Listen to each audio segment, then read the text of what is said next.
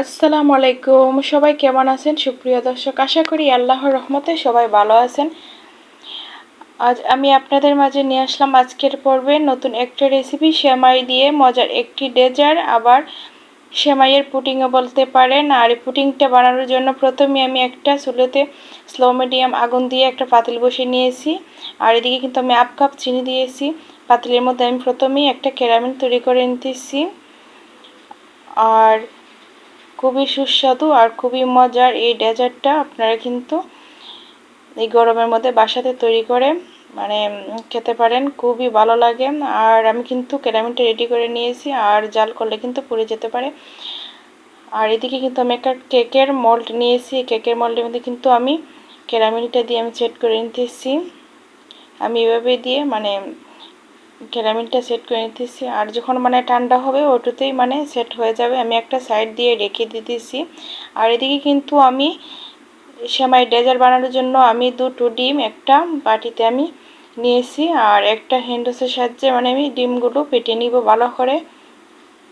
আর প্রথমে আমি স্বাদ মতো লবণটা দিয়ে দিতেছি।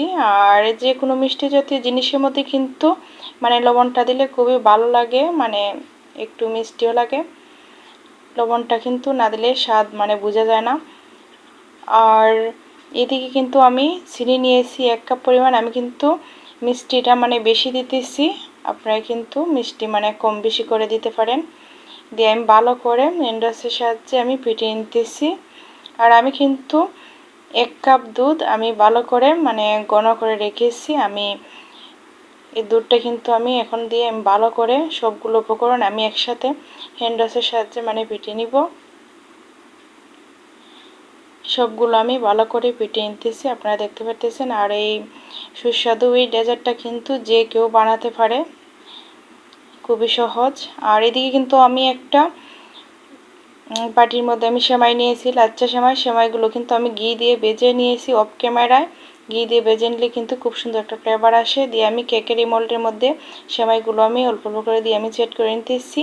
আর আমি ডিম আর দুধের এই মিশ্রণগুলো আমিও দিয়ে দিতেছি আবার এই কেকের মোল্ডের মধ্যে সেমাই দিয়ে। তারপর একসাথে দিয়ে আমি একটু জাকিয়ে আমি আলাদা সাইডে রেখে দিলাম।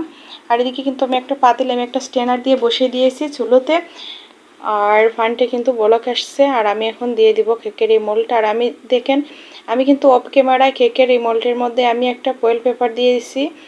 আর ফয়েল পেপার দেওয়ার কারণ হচ্ছে যে উপরের যে ভাপটা উঠবে, উপরের পানিটা যাতে এই ডেজার্টটার মধ্যে না পড়ে, তার জন্য আমি কিন্তু দিয়ে প্রায় 20 মিনিট আমি জাল করে নিব। আর উপরের যে ডাকনার ছিদ্রটা, এটা কিন্তু আমি একটা কাগজের দ্বারা আমি কেটে নিয়েছি। আর একটা টুথপিক দিয়ে দেখেন আমি দেখে নিতেছি আমার ডেজার্টটা কিন্তু রেডি হয়ে গিয়েছে। আমি এখন নামিয়ে নিব। আর নামিয়ে কিন্তু আমি ফ্রিজে রেখেছি 20 মিনিটের মতন। এখন দিয়ে আমি ফয়েল পেপারটা দেখেন কত সুন্দর সেট হয়েছে। আমি এখন দিয়ে আমি সরিয়ে নিতেছি। আর ফ্রিজে কিন্তু আমি প্রায় 20 মিনিটের মতন রেখেছি। তারপর আমি এখন এই ডেজার্টটা আমি নামিয়ে নিলাম। এখন কিন্তু আমি একটা ট্রেতে আমি এই ডেজার্টটা নামিয়ে নিয়েছি। আর দেখেন কত সুন্দর হয়েছে, আর একেবারে পারফেক্ট হয়েছে এই ডেজার্টটা। আর অনেকে পুডিংও বলে, আবার অনেকে কিন্তু সেমাই ডেজার্টও বলে। আর খুবই সুস্বাদু আর খেতেও কিন্তু খুবই ভালো লাগে আর সেমাই দিয়ে। আর খুবই ভালো লাগে, আপনারা কিন্তু বাসাতে ট্রাই করে দেখতে পারেন। আর সেমাইটা যদি গিয়ে বাজে দিতে পারেন তাহলে কিন্তু আরও সুন্দর ফ্লেভার আসে। আর আপনারা কিন্তু বাসাতে ট্রাই করে দেখবেন। আর দেখেন কত সুন্দর হয়েছে। আজকে যারা নতুন দেখতেছেন আমার ইউটিউব চ্যানেলটা, প্লিজ সবার কাছে অনুরোধ হলো আমার ইউটিউবটা সাবস্ক্রাইব করবেন। আর সবাই ভালো থাকবেন, সুস্থ থাকবেন। আল্লাহ হাফেজ, আসসালামু আলাইকুম। আর সবাই আমাকে সাপোর্ট করবেন।